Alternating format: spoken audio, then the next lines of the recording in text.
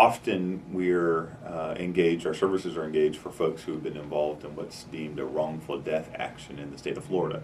A wrongful death really truly is a death that occurs as a result of another's negligence. It could be a company, it could be an individual, it could be as a result of a car accident, it could be a result of negligent security, medical malpractice. There are any number of ways that a death occurs.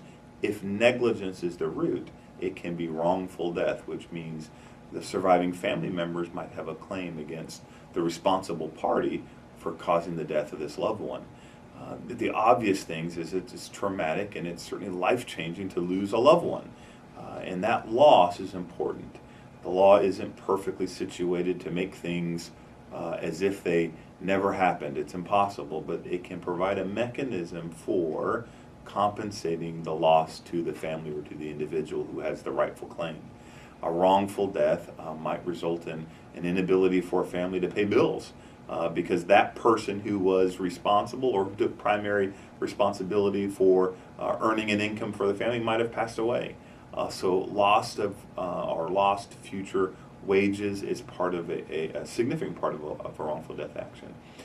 Unfortunately, the wrongful death statute governs a lot of what we do in a wrongful death action.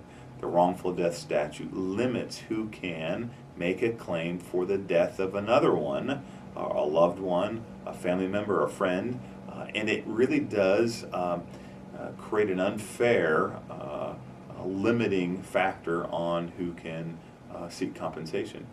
Obviously, a surviving spouse or surviving minor children can make a claim for losing a father or losing a mother and losing the financial support as well as the emotional and the love that was there in the family. It's the more extended family, or when we're talking in terms of survivors who are adults, where that wrongful death statute may not be fair, but it may be the law.